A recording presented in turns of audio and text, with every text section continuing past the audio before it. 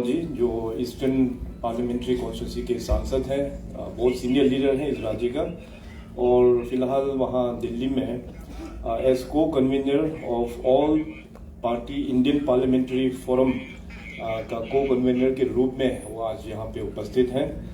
और साथ ही साथ जो इस इवेंट का जो मेन ऑर्गेनाइजर हिमालयन सुरक्षा मंच श्री R.K. खिमे जी जो नेशनल कन्वीनर भी हैं, और core group for Tibetan cause Shri R.K. खिमे जी यहाँ उपस्थित हैं, और हिमालयन सुरक्षा मंच के हमारे प्रेसिडेंट श्री तार तरक ji general secretary Tibetan support group, इसके बाद श्री नीमा संगे जी, और इस इवेंट में जोड़ के आने के लिए अन्य जो राज्य से आए हैं former national co convener core group for Tibetan cause Shri Vijay Kranti ji, और national co convener Shri Surendra Kumar ji, आपको यहाँ स्वागत है। और यहाँ उपस्थित हमारे बीच बहुत ही senior leader our first chief minister of Arunachal Pradesh Shri P.K. Thungon ji, और यहाँ उपस्थित हमारे सभी ऑनरेबल मिनिस्टर कलीग्स, सभी ऑनरेबल MLA कलीग्स, यहाँ उपस्थित हमारे जितने भी फॉर्मर मिनिस्टर्स हैं, फॉर्मर MLAs हैं, और इस इवेंट को विटनेस करने के लिए आए हुए हमारा ऑल अरुणाचल प्रदेश के इंडिजिनियस ट्राइबल फोरम्स के सभी मेंबर्स। और मैं देख सकता हूँ कि काफ़ी सारा अपना कम्युनिटी बेस्ड ऑर्गेनाइजेशंस का भी यहाँ पे रिप्रेजेंटेटिव आए हुए हैं। इसके अलावा कुछ डिस्ट्रिक्ट से भी काफ़ी आप लोग इंटेलेक्चुअल्स लोग आए हुए हैं, और गवर्नमेंट का सीनियर ऑफिसर्स लोग भी आज के सेमिनार को देखने के लिए आए हुए हैं। एंड साथ ही साथ मीडिया के दोस्तों, मैं अपनी ओर से सबसे पहले अपना हिमालयन सुरक्षा मंच को मैं धन्यवाद प्रकट करता हूं कि सेमिनार के साथ में भी हमको भी यहाँ पे आके एक दो शब्द कहने का जो मौका दिया है। मैं समझता हूं कि ये आज के जो सेमिनार है एनवायरनमेंट एंड सिक्योरिटी, जैसे R.K. खिमे साहब ने अपने ओपनिंग रिमार्क्स में जो कहा कि ये एक बहुत ही अच्छा समय में वो भी अपना अरुणाचल प्रदेश में कंडक्ट हो रहा है, मैं भी इस बात को जरूर मानता हूँ। अभी हमारा जो फॉर्मर स्पीकर श्री टपिरगांव साहब ने भी अपने स्पीच में बताया कि टिबेट का कंसर्न क्या है इन रिलेशन विद एनवायरनमेंट और सिक्योरिटी को देखते हुए। और जैसे मैंने कहा कि अपना सिक्योंग श्री पेंपा सिरिंगलाल ने भी बहुत ही ब्रॉडली टिबेट का इश्यूज को लेके हम लोगों के बीच में यहाँ पे रखा है। अभी आफ्टर लंच जो टेक्निकल सेशंस, खास करके दो टेक्निकल सेशंस, एक को यहाँ पे चेयर करेंगे अपना विजय क्रांति जी, और दूसरा अपना सिक्योंगला वहाँ पे पार्टिसिपेट करेंगे। तो मैं सबसे अनुरोध करेंगे कि आप लोग लंच खाने के बाद जरूर इस टेक्निकल सेशंस को आप लोग सुनना है, और उस सेशन में क्वेश्चन एंड आंसर्स का भी वहाँ पे प्रोविजंस रखा हुआ है। तो मन में काफ़ी सारा सवाल होंगे, काफ़ी सारा कंफ्यूजन होगा, बहुत सारा चीज़ में आप लोगों को क्लैरिटी चाहिए होगा। तो आज ये सही प्लेटफॉर्म है, जो भी टिबेट इश्यूज में टिबेट कॉज के लिए जो भी प्रश्न है आप लोग यहाँ पे रख सकते हैं। तो एनवायरनमेंट एंड सिक्योरिटी के ऊपर में अगर बात करें तो ये काफ़ी बड़ा सब्जेक्ट है। Environment itself is a very big subject, और साथ साथ सिक्योरिटी का तो आप सबको पता है कि हर एक रीजन, हर एक देश का अपना एक कंसर्न होता है। But when we talk about Tibet, environment and security, तो दोनों ही काफ़ी इंटरलिंक्ड है हमारा अपना पॉइंट ऑफ व्यू से, क्योंकि टिबेट का जो ज्योग्राफिक लोकेशन है हम सब लोग जानते हैं कि खास करके एशिया में टिबेट का जो एग्जिस्टेंस इज वेरी इम्पोर्टेंट। वहाँ के जो नेचुरल जो रिसोर्सेस है, खास करके टिबेट का जो पानी के बारे में यहाँ पे जो बताया, टिबेट आप सबको पता है it is regarded as the third pole and also the water tower of Asia. तो टिबेट में ऐसे कई सारा बड़े बड़े जो झील है, बड़े बड़े वहाँ पे ग्लेशियर्स हैं, जिसमें से अपना जो भारत में जो भी बड़े बड़ा जो रिवर्स है उसका ओरिजिन टिबेट से होके आता है। जैसे for example Ganga, Indus, Sutlej, और अपना अरुणाचल का बात करें तो सियांग, जो असम जाके ब्रह्मपुत्र के नाम से जाना जाता है। इसके बाद फिर लोहित, सुबनसिरी। तो देश का ऐसे कई सारा नदी है जो टिबेट से ओरिजिन होके आता है। इसके बाद साथ साथ वहाँ का जो नेचुरल रिसोर्सेज काफ़ी रिच एक नेचुरल रिसोर्सेज है। आप सभी को ब्रॉडली तिब्बत का हिस्ट्री के बारे में जानते हैं आप सभी लोग, और सिक्योला ने भी बताया कि तिब्बत किस हिसाब से उनका टाइमलाइन भी मेंशन करते हुए आगे जो डेवलपमेंट का प्रोसेस हो या रिलीजियस इंस्टीट्यूट्स के साथ में बैठ के या चाइना के साथ में किस हिसाब में जो कॉन्फ्लिक्ट होके आगे बढ़ा हुआ है। सो ब्रॉडली अपना इंडियन कॉन्टेक्स्ट में अगर देखा जाए तो सिंस थाउजेंड्स ऑफ इयर्स अपना देश और तिब्बत का बहुत पुराना एक रिश्ता है। उसमें अभी खास करके अपना नालंदा यूनिवर्सिटी जो उस वक्त में वर्ल्ड का सबसे बिगेस्ट यूनिवर्सिटी, नालंदा यूनिवर्सिटी जैसे इस दुनिया में ही यूनिवर्सिटी नहीं था। सो खास करके हमारा रिलीजियस और कल्चर को देखने से अभी नालंदा यूनिवर्सिटी से जो 8th सेंचुरी से खास करके बुद्धिज्म को देखा जाए तो 8th सेंचुरी में जो स्कॉलर है कमला शीला, इसका बाद शांता रक्षिता 8th सेंचुरी में जाके, इसका बाद फिर गुरु पद्मा संभवा जो इंडिया से जाके तिब्बत में नालंदा ट्रेडिशंस को लेके तिब्बत में बौद्ध धर्म का वहां पे प्रचार हुआ। इसका बाद अतिशा दीपांकर इन 11th सेंचुरी और नरोपा 11th सेंचुरी में। अभी सिक्योला ने जो बताया कि आज का जो तिब्बतन जो स्क्रिप्ट है और अपना ये उसको बोधी भी कह सकते हैं, तिब्बतन स्क्रिप्ट दोनों सेम ही है, वो भी अपना इंडिया में ही यहीं से ही तो लेके गया हुआ है। तो बाद में तो पता है, आप सभी को पता है कि नालंदा में मुस्लिम्स लोगों का देश में जो उन लोगों का रूल जब हुआ तो नालंदा यूनिवर्सिटी को पूरा जला दिया।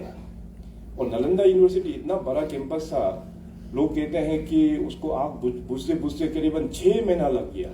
तो आप सोचिए कि नालंदा यूनिवर्सिटी में उस वक्त में जो वॉल्यूम्स ऑफ टेक्स्ट, इतना सारा वॉल्यूम था होगा, वो करीबन 6 महीना तक आग नहीं बुझा।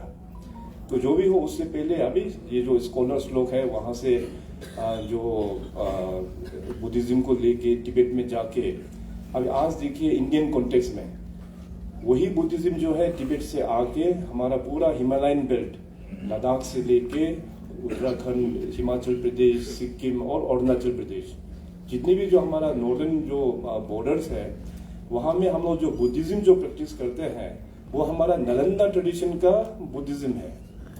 अभी उस वक्त में ये जो स्कॉलर जिनका नाम हमने जो बताया, मान लीजिए कि उस वक्त में अगर इस ट्रेडिशंस को, नालंदा ट्रेडिशंस को अगर तिब्बत में लेके वो लोग नहीं किया होता, या उस वक्त में जो वहां पे जो अपना जो राजा था सोमसेन गुम्बो, वो उन लोगों को इन्वाइट नहीं करता, तो आज हम लोगों का ये बुद्धिज्म जो हिमालयन बुद्धिज्म जो है वो एग्जिस्टेंस ही नहीं होना था।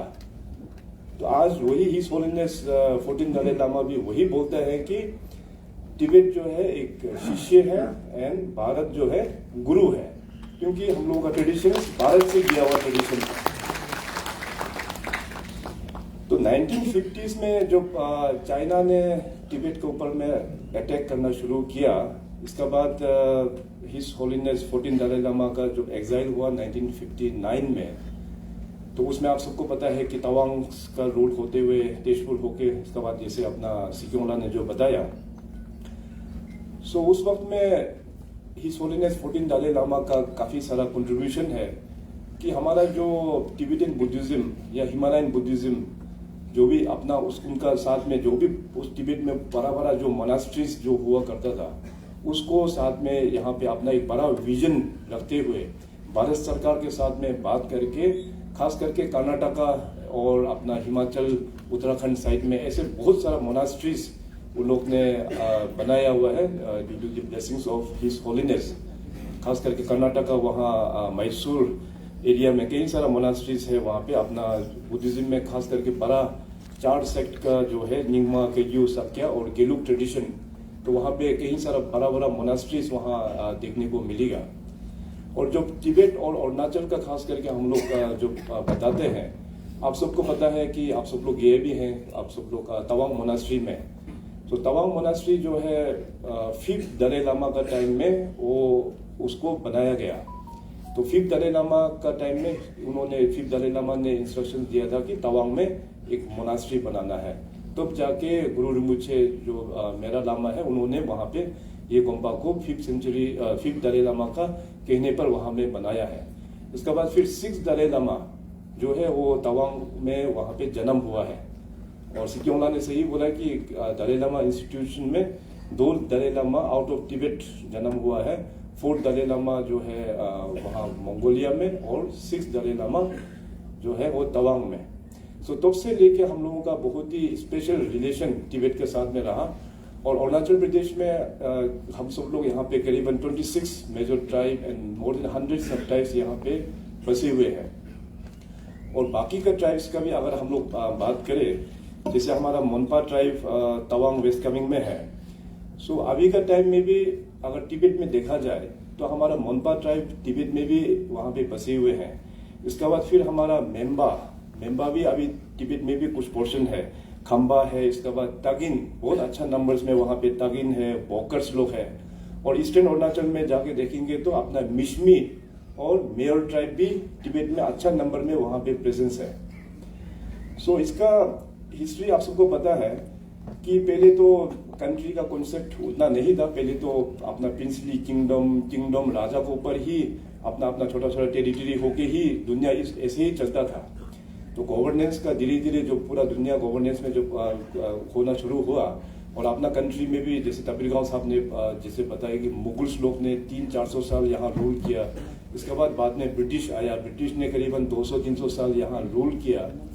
सो 1914 उस वक्त में हम सब तिब्बत हम सब भारत जो है ब्रिटिश इंडिया का अंदर में था 1914 में।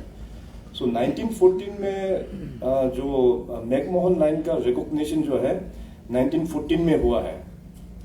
तो उस वक्त में Tibet was an independent country. Tibet जो है एक आजाद एक कंट्री था। तो उस वक्त में ब्रिटिश इंडिया ने चाहा कि क्योंकि तिब्बत का एग्जिस्टेंस इंडिया के लिए भी इम्पोर्टेंस है, तो उसका बॉर्डर प्रॉब्लम को सोल्व करना ये इम्पोर्टेंट है। तो उस वक्त में जो अपना हेनरी मैकमोहन जो ब्रिटिश इंडिया का फॉरेन सेक्रेटरी हुआ करता था, तो 1914 में शिमला में तिब्बतन गवर्नमेंट का रिप्रेजेंटेटिव को बुलाया। उस वक्त में पल्जर दोरजी शात्रा तो लोचिन था, तो वो तिब्बत गवर्नमेंट का रिप्रेजेंटेटिव होके आया, और अपना ब्रिटिश इंडिया का जो रिप्रेजेंटेटिव हेनरी मैकमोहन खुद ही था वहां पे। तो वहां पे हस्ताक्षर हुआ है, सिग्नेटरी हुआ है, तब जाके हमारा मैकमोहन लाइन का रिकॉग्निशन हुआ है 1914। ये बहुत ही इंपॉर्टेंट है ये अपना हिस्ट्री में। सो उसको लेके अभी जैसे थोड़ा देर आप सबको पता है कि चाइना जो है हमेशा अरुणाचल को लेके क्लेम करते रहता है। जो भी यहाँ पे बड़े डिग्निटरीज आता है हमेशा चाइना जो है ऑब्जेक्शन क्लेम करते रहा है। सो हमारा सबका यही होना चाहिए कि 1914 जो ब्रिटिश इंडिया और तिब्बतन गवर्नमेंट का बीच में जो साइन हुआ है, उसी का आधार पर अरुणाचल प्रदेश का बाउंड्री लाइन ड्रॉ हुआ है। यहाँ से इंडिया में है और वहां से तिब्बत में है। मैं 2017 को मैं अपने टेन्योर में जो मैं हिज होलीनेस को मैं अरुणाचल प्रदेश में इनवाइट करके लेके आया, तो वहां में मीडिया में काफी चर्चा हुआ। चाइनीज ने काफी स्ट्रॉन्ग ऑब्जेक्शन उन लोग ने किया है कि हिज होलीनेस को यहाँ नहीं आना है बोल के। तो मैंने कहा कि सबसे पहली बात तो है कि इंडिया चाइना का साथ में हम लोग बॉर्डर शेयर नहीं करता है। हम लोग बॉर्डर शेयर करते हैं तो हम लोग तिब्बत के साथ शेयर करते हैं। और अपना देश में अपना रीजन में किसको बुलाना है, किसको इनवाइट करना है, नहीं करना है, ये हम लोगों का राइट होता है।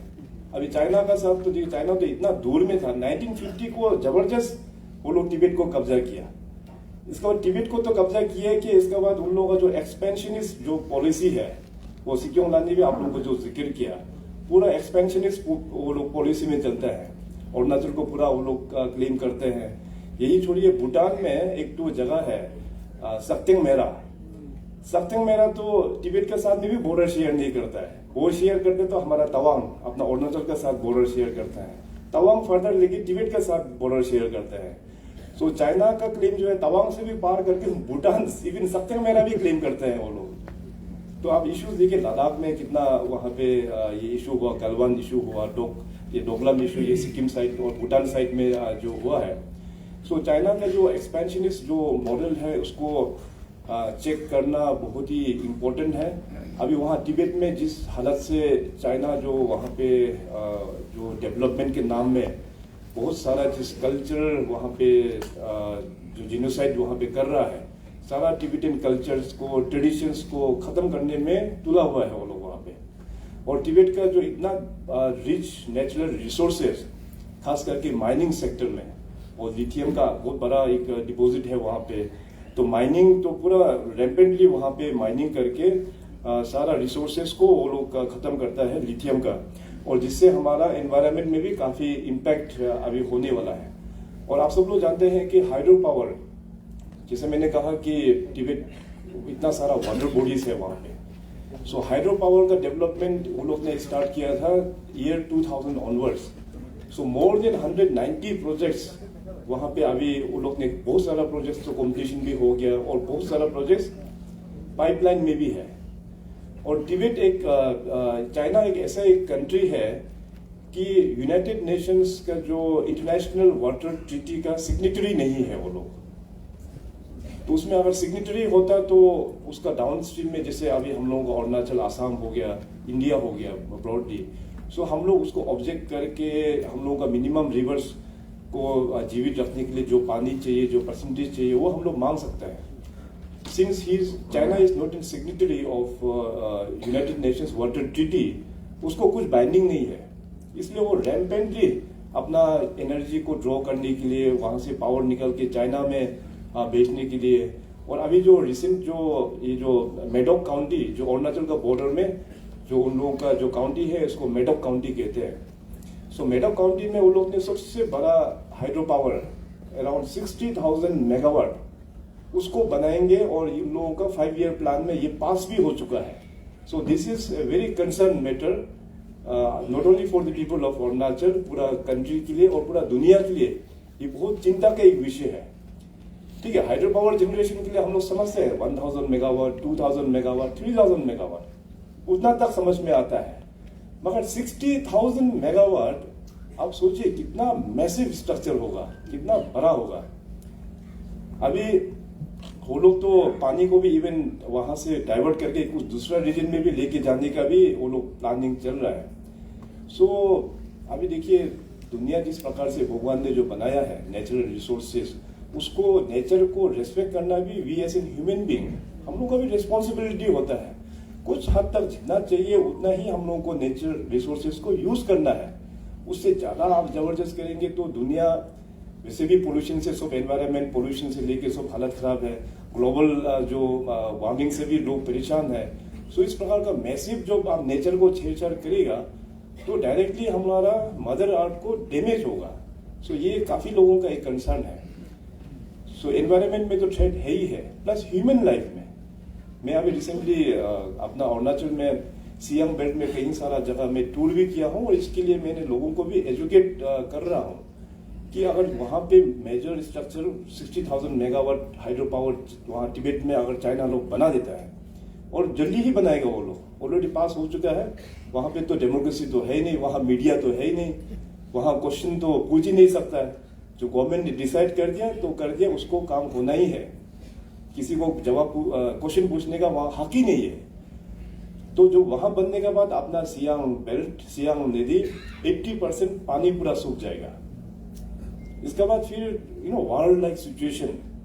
अभी हम लोग तो वार तो कभी नहीं चाहते, क्योंकि अपना देश भारत जो है हमेशा एक पीसफुल एक कंट्री रहा है, हमेशा नॉन वायलेंस को ही हम लोग प्रमोट करते हैं।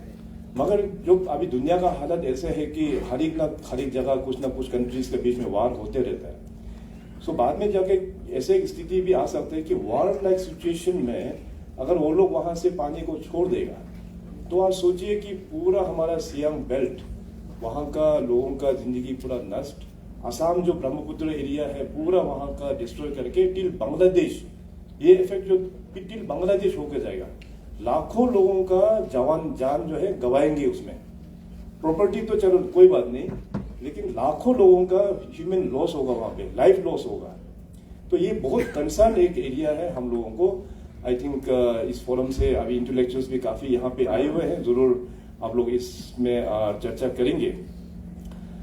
और साथ में आज सिक्योंग पेम्बा श्रिंगला है और अपना उनका पूरा सीटीए का टीम भी है, तो मैं सिक्योंग पेम्बा श्रिंग को भी हम कॉन्ग्रेचुलेट करेंगे कि इनका लास्ट जो विजिट हुआ वहाँ यूनाइटेड स्टेट्स में, तो वहाँ पे यूनाइटेड स्टेट्स का जो पार्लियामेंट है उसको कांग्रेस कहते हैं, सीनेट एंड हाउस, तो दो है वहाँ पे, तो ज्वाइंटली कांग्रेस कहते हैं। तो वहाँ पे यूनाइटेड नेशंस ने ऑलरेडी पास कर दिया कि रिजोल्व तिब्बत एक्ट उन लोगों ने वहाँ पे अडॉप्ट करके पास कर दिया है।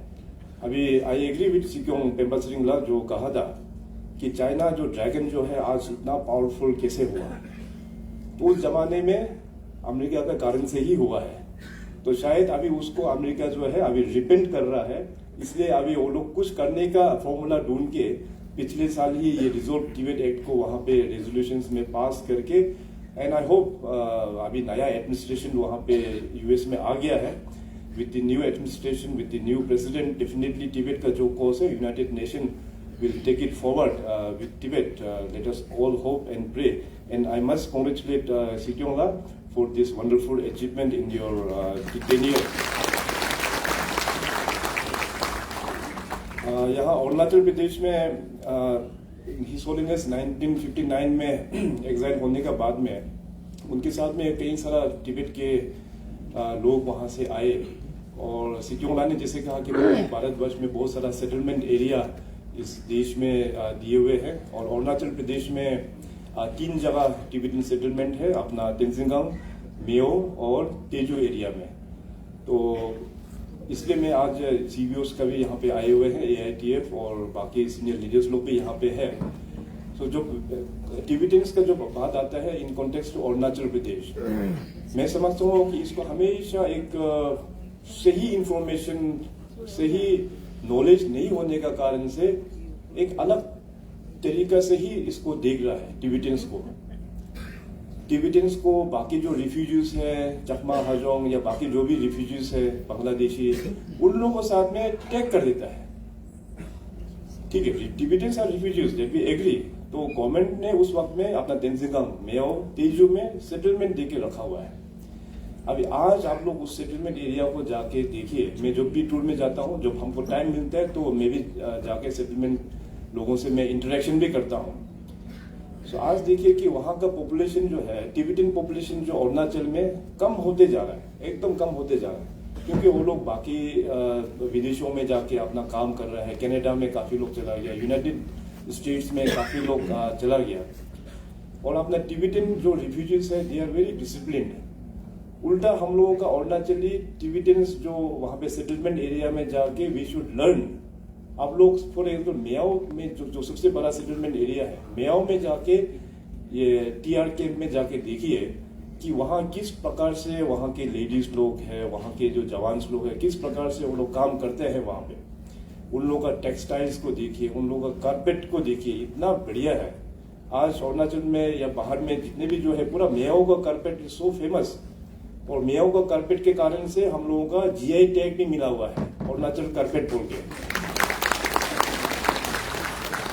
और मैंने जैसे कहा कि हमारा जो नॉर्दर्न बेल्ट में जो बुद्धिस्ट फॉलोवर्स है, आज तिब्बतन्स के ही तो वजह से हमारा जो एज ओल्ड ट्रेडिशन बुद्धिज्म को हम लोगों को सीखने को मिल रहा है।